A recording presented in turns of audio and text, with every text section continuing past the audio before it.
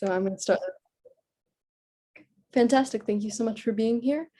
Just to start out, would you mind telling me who you are, what you do professionally, and then what your connection to Project Humanities is? Sure. My name is Yvonne Harrison.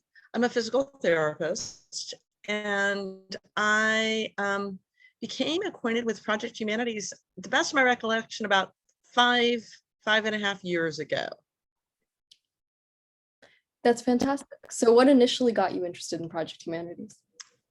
You know, I think what it was, because knowing that I was going to be doing this interview, I kind of looked back through emails, which I'm one of those people who don't delete a lot of emails.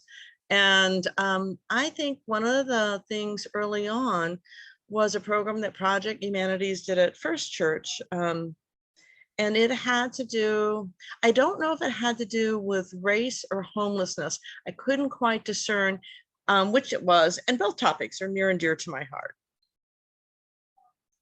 Absolutely. I'm in the same boat. Those are both things I really care about as well. So kind of going off of that, what do you feel are experiences or events that have resonated with you the most over your time with Project Humanities? You know, I think it is resonated. You know, I'm going to say, I don't know that I'm going to directly answer your question, Sophia, but this is what I think in looking back and Project Humanities and looking forward, is it really the intersection of Project Humanities with my life was really timely over these last 5 years. As we know, this has been such a tumultuous time. 5 years ago, talking about race was kind of edgy. Now it's become much more commonplace. And I think that it really helped open my eyes and kind of gave me a head start to where the discussions are now. And hopefully that helped. And it spoke to this longing I think I had ever since I was younger than you, Sophia, about race and seeing. I grew up in the Midwest in a near East St. Louis, Illinois, which is a racially rift area. And so it really kind of started answering some long unanswered questions. And I think with regard to homelessness, it spoke to the humanity, the people that are unsheltered, and how that, you know, together and to be able to just to help unpack it in a sense of knowing that it's not like, oh, as simple as get a job. Come on, this is what you need to be able to get a job. And so going deep, I really much relish that or become aware of.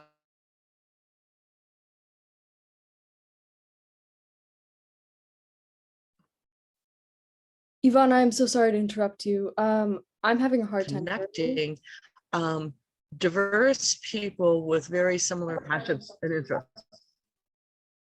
I'm so sorry. I'm having a little bit of a hard time hearing you. Your answer has been absolutely fantastic so far. My computer is skipping a little bit, and I was. Yvonne, are you there? Sophia, are you there? Okay, can you hear me? Yeah, my computer is seeming to pick up like a little bit of skipping. Like your image has been frozen and the video has been a little bit strange for me. Do you think do you want to maybe, are you able to hear me a little bit better now, or are you? Am I able to do what? Are you able to hear me a little bit better now?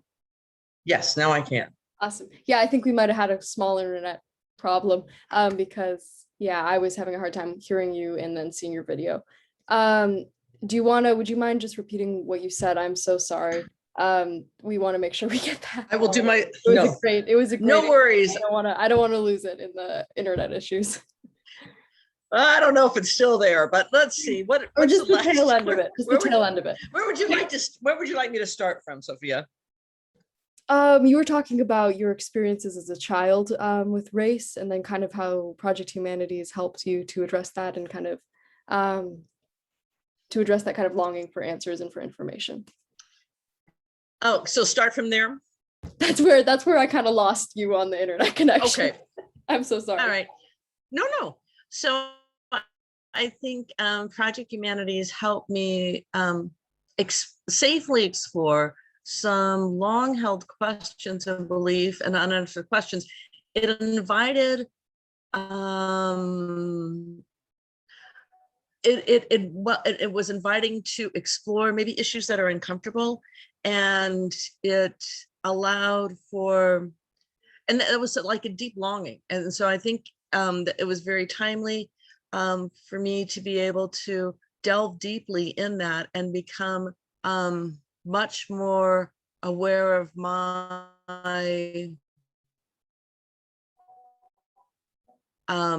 privileged ally in as we explore race, especially in this day and age. So it was really a jump start into 2021 and 2020. And that connection with a lot of people throughout the Valley with similar interests and passions, and diverse. And I think in the Valley, as big as it is, we're siloed with regard to that. And I will segue with that into homelessness. I feel the same way with that. That that's such a complex problem, and many people are very caring, and many people they choose not to see the person that's homeless. Those people are invisible, and they don't. I don't think it's for lack of. I don't know why that is. I think that it's hard to understand the complexities. It's not as easy as just to get a job. It's much more. What do you need to get a job? Well, you need to have, these days, you need to have a cell phone. You need to have access to submitting a resume. You have to be able to clean up to get, I mean, I don't need to go into the details of that, but I think hearing people being able to explore that at greater depth, and realize we have many jewels in the desert. I think Project Humanities is serving somewhat as a net to help capture that and to bring that in. Yeah, absolutely. That's a really, really eloquent answer. Thank you so much. And I'm kind of wondering, going off of that as well, have your perspectives, changed as a result of the programming and exposure you've gotten from Project Humanities? Oh, sure it has. My perspective changed, and it's not, and I will also say for the last 5 years of my life, it aligns with other things. So it was very almost like the perfect, I don't want to say the perfect, really things are so complementary spiritually, socially, professionally. So it was there's a great intersectionality. And so it leads me into, I've always been an advocate. Anybody that knows me will tell you I've always been an advocate, but it helps me feel less like that silent voice out there. And it also helps, it's very, I think it's very empowering. And I think these are important times to realize that one single voice, there's other people that feel the same and maybe aren't speaking, and it helps build collaboration and community, and not in a way that we all have to believe the same, but we all can have a civil conversation or civil dialogue about what's going on with, humanities, which are, the virtues. That's what helps make us a civil society. And we seem to have, we in general, the public, we've seemed to, I don't know if we've lost touch with it, but we don't communicate about it. We, I think I've lost that art of exploring that. Yeah, absolutely. I definitely have to agree with you on that as well. And then I feel like, what new ideas has Project Humanities kind of exposed you to? You discussed that a little bit, that you've been exposed to these new ideas, these new perspectives, and I want to know, how have you been able to kind of involve those in your personal life and in your professional life?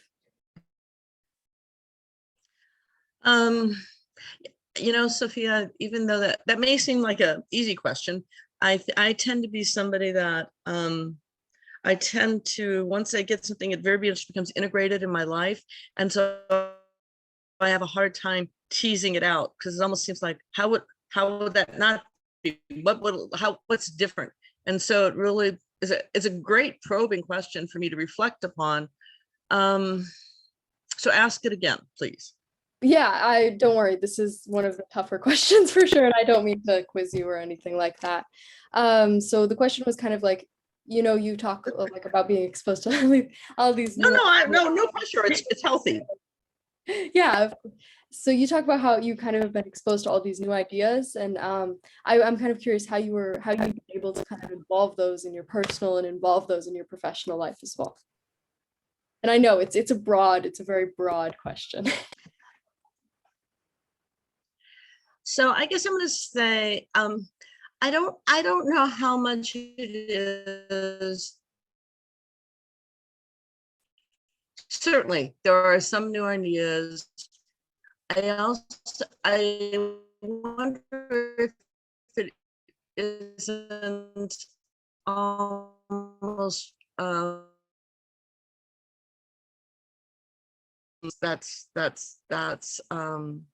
so there's been validation, and which is very empowering.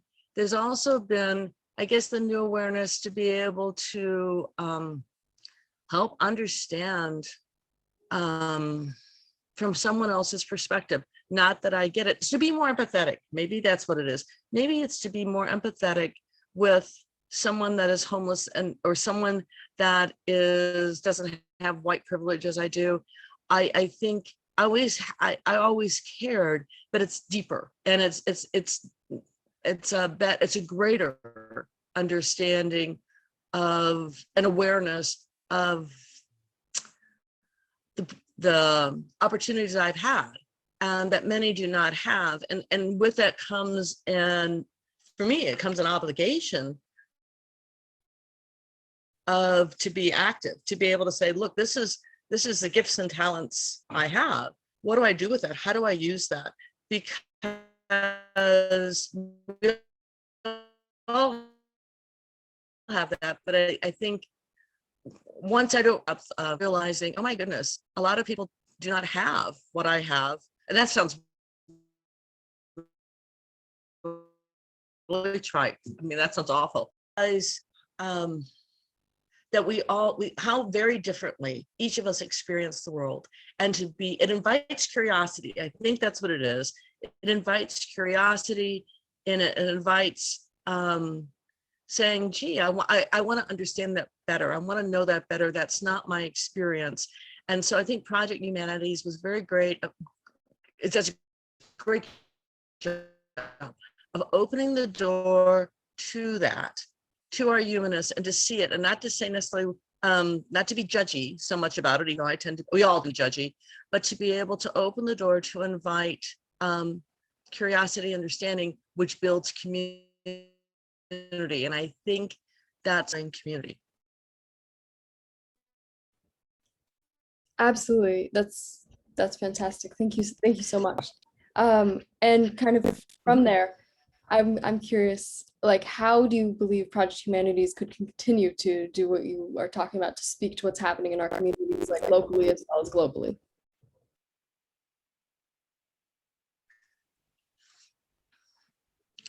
I think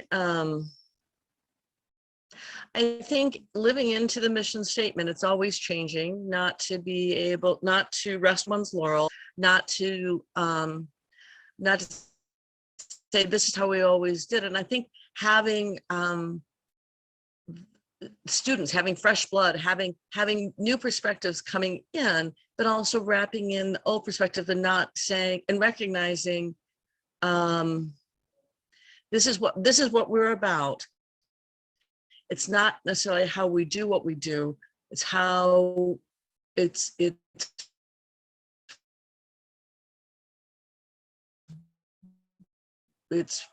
where do we be? And I've lost you, or you've lost me, because you're frozen. Oh no. Okay. Can you see me now? Well, your head's still frozen. Yeah, there you are now. Awesome. Yeah, you're a little bit frozen. It's just kind of going back and forth between frozen and working. So I'll see if I can try to like fix that a little bit. I know internet issues are absolutely fantastic. And it's great on this kind of rare rainy day, right? Yeah, absolutely great. I am blaming the weather for this. I absolutely am. But Let's your do that. answer, Let's go with that. your answers have been great, and I definitely feel like we've been able to get them. I just have a couple more questions if our internet decides to cooperate with us. So thank you so much for working through this with me. So I was curious, how have you seen Project Humanities grow? No, thank you as well for your patience, Sophia. Oh, how do I see Project Humanities do what? How have you seen Project Humanities grow as you've been with the program?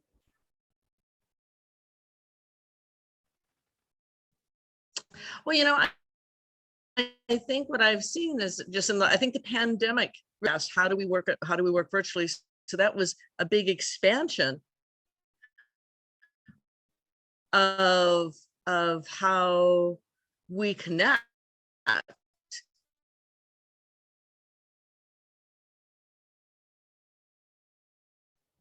Absolutely. You're a little Sure, bit. there's it redirected maybe where you had planned to go, right? And it probably clarified some things. So I think, and it seems like there's much broader reach. I hear, I don't know if it's one of those things that I'm aware of Project Humanities, so my ears perk up when I hear that it's doing something, but I don't think that's all it. I think that there's more awareness, certainly after 10 years, there's more,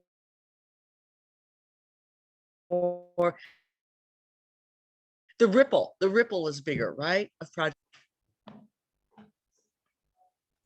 Absolutely. I completely agree. Even in the short time that I've been with Project Humanities, I've seen the exact same thing. I've definitely seen like that expansion that you're talking about.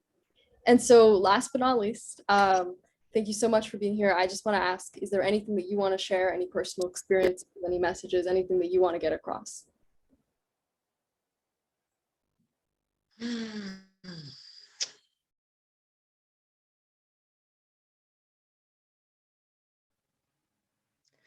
And I don't.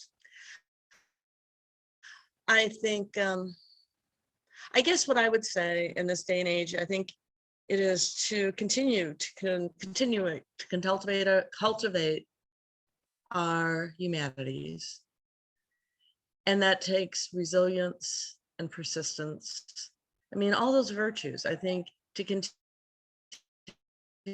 living those out and to ways of cultivating us to do that in this kind of universe, this great universe that we are in, that we're a part of, and that we and maybe this is my rambling piece, I promised you, that it's how do we deal with the real dystopian aspects of our life when we look at climate change, as we look at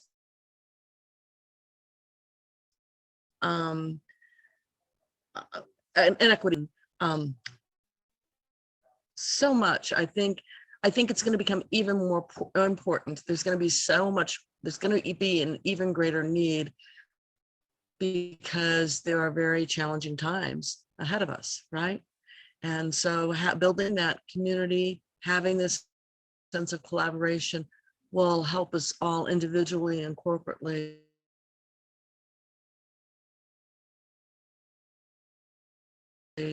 navigate the future better. So stay the course. Absolutely. I couldn't have said it better myself. It's completely, absolutely. So before we head out, I want to thank you so much for doing the interview today. I know it was great for me to hear what you have to say. I definitely really enjoyed listening to you, and I'm sure I know that that's how everybody else is going to feel when they listen to the testimonial. I also want to invite you. There's an event going on next week on decriminalizing drugs, and kind of how that can aid solving some of the racial inequities in drug policing. And I would love to see you there. I know that it's a great event. And if you're interested, there's also going to be a recording if you're not able to go to the actual event. That's great. I understand expungements began yesterday. Woohoo, right? Absolutely. Yeah. Thank you so much for being here today. All right. Good luck to you, Sophia. Thank you so much for your time and patience. Bye-bye. No worries. Have a great day.